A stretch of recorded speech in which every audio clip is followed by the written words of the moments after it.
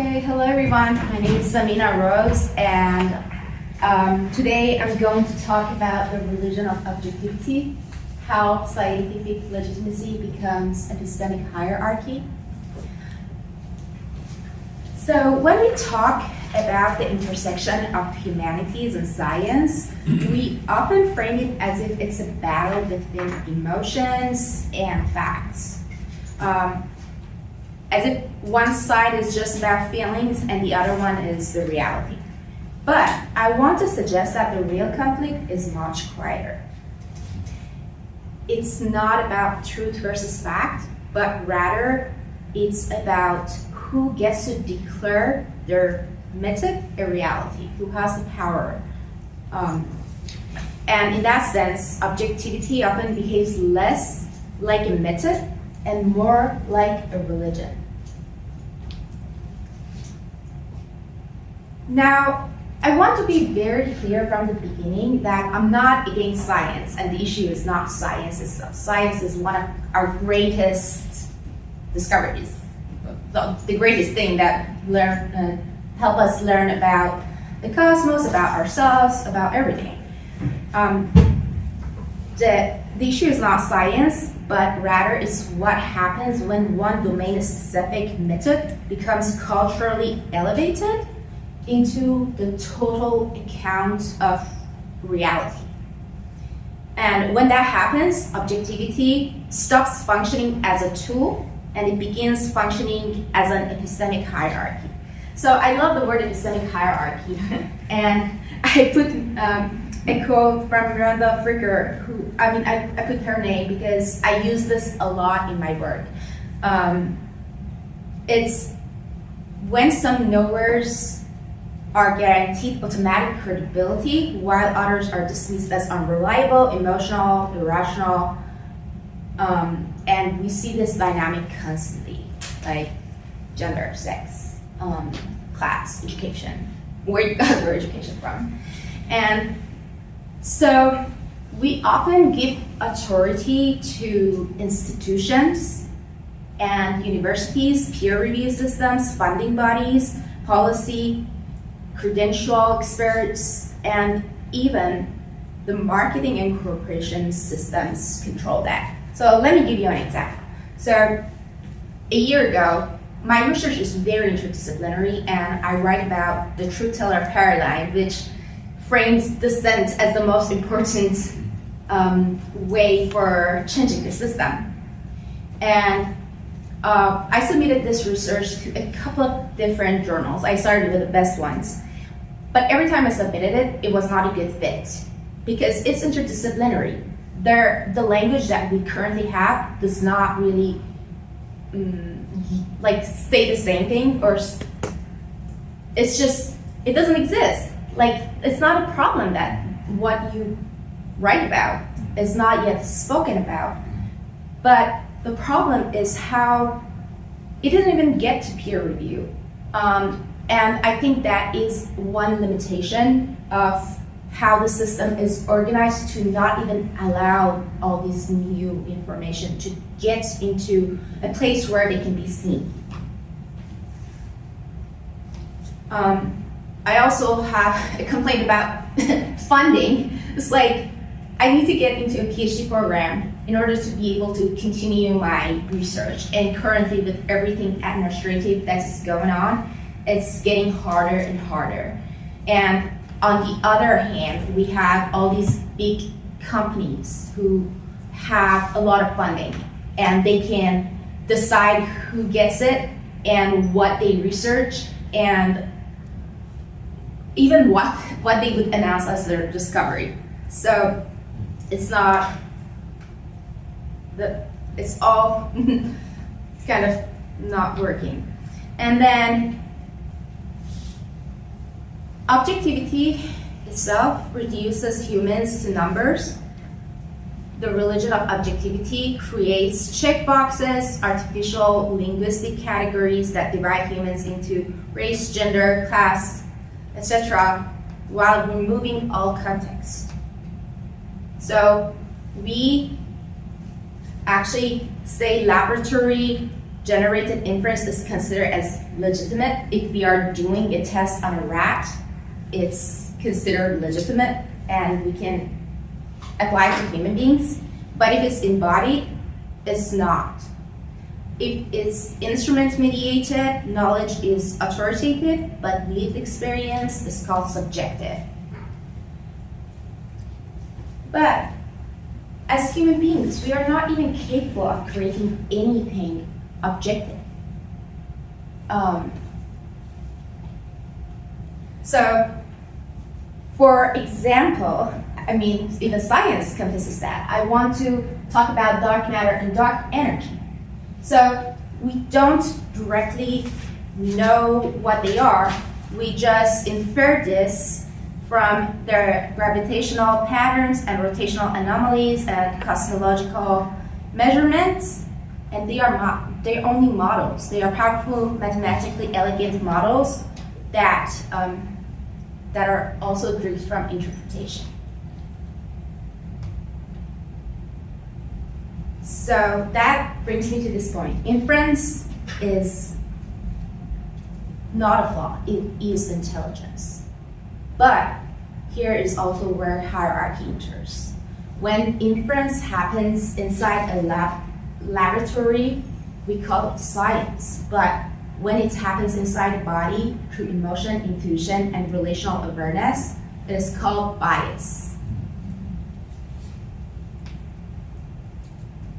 So this asymmetry is not epistemological, it's actually institutional. It's about who has the power to declare what counts.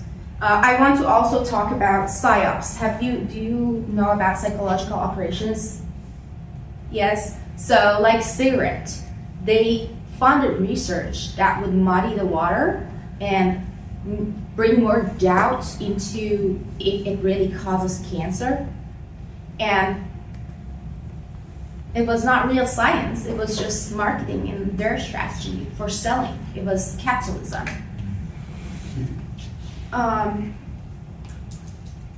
But even though we know all of those things, we still culturally behave as though objectivity is disembodied, as though there is this view from nowhere. But there is no views from nowhere. There are views only from bodies, from histories, from intuitions, from institutions, from funding structures, and from language. So now I also want to talk about language itself. Language is where things become very interesting. So all knowledge, scientific, philosophical, political, is filtered through perception and translated through language. We cannot access raw reality. We access models of reality. And models are usually shaped by what we can measure, what we choose to measure, and what we decide counts.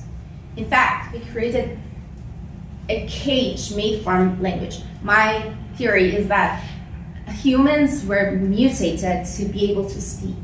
And because of our mutation, we started creating all these different things. We started progressing in a different way than animals do. And we actually use language at first to bring order, but at the same time, this whole putting things into language is limiting us. Imagine like when you're playing tennis, or when you are driving. Your brain is doing a lot of calculation, a lot of physics calculation, a lot of biology calculation. It's not like you don't know, even if you haven't read the biology of what your body is doing, you already have it in your body and you can sense it. But we act as though it only is physics if we can write it on a piece of paper, and what we perceive with our mind is not really valid. But we are constantly calculating things in our brain. I used to write music for classical music, and I used the software, and I always thought, oh, you know what? Beethoven or Mozart, it seems like they had this whole software in their brain. And they did. Like, literally, we are trying to get there with science, but it doesn't mean that it didn't exist. Okay, so now I want to take you through something that is fascinating to me. So we all know about the Einstein theory of relativity, E equals mc2, right? But that's not the only part of it. That he wrote two pieces for that theory.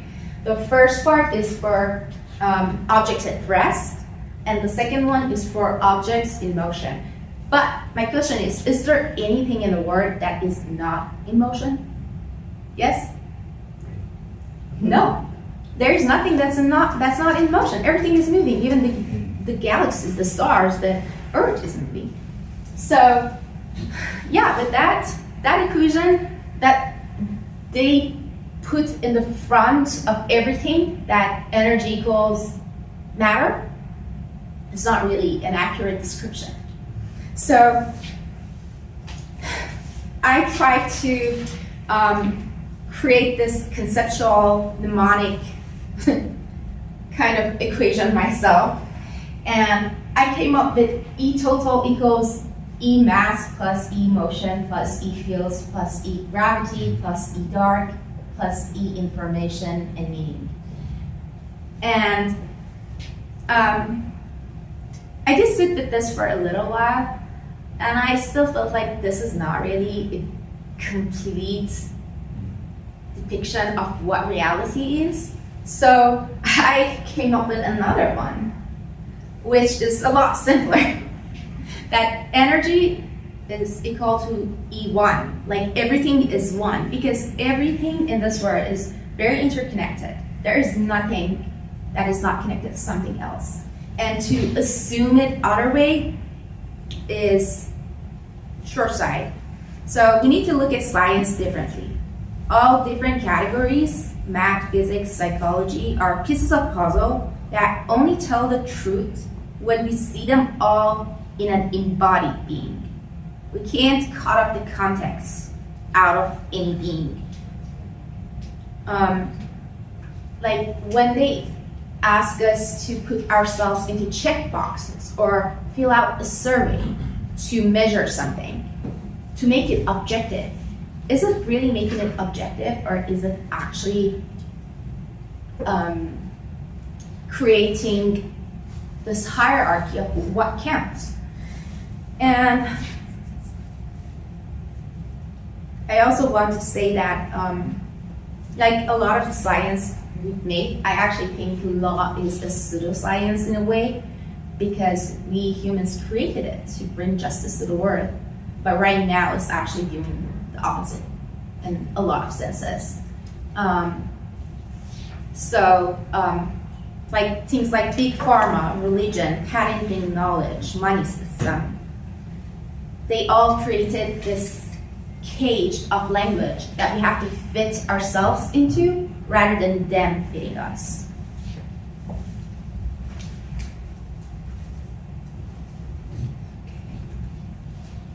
So I also came up with something else. So in order to understand things, we need to do a little bit of linguistic quantum jumping, which describes the ability to move rapidly across different domains, like from physics to power, from embodiment to institutions, from neuroscience to society, without demanding one language cancels the other. So if we imagine all these different sciences, like different branches coming out of like one point, we cannot just separate. When we are viewing at one thing, all these different languages explain the same thing. But that same thing is not changing. It's just the language that we are using that is changing. And if we could use all these different languages when explaining one thing, then we can create a much more real presentation of that thing by considering all the contexts. And last thing is that interdisciplinary is not really blending everything into sameness. It is holding multiple partial truths in relation. And I think that is the most important thing. It's like we are indoctrinated into capitalist viewpoints. What's productive, what's good, what's bad. But that's only the view from that capitalism based on the language they made to control people. There is another view. There are many other views from different cultures, different people, different contexts, different ways of living. And not one of them is right. All of them can be right based on the context and like when we put them together. And this is, I forgot to tell you. So that part, this whole reading is based on one chapter in my most recent book called What Happened to Humanity. It talks a lot about bureaucracy and how the system is actually rigged against people, how they value surplus value and money over lives. And then I also have this book sample, if you're interested. It's about compounded relational PTSD, which, if you're familiar with PTSD, I'm saying that the society, the way we are living and the way we have to fit into boxes and be productive all the time, is creating the same symptoms of PTSD in almost all of us, except when we are very protected with like finances and stuff. So yeah, that's what I mean compounded relational PTSD. So I have these if you'd like to get some. Thank you very much.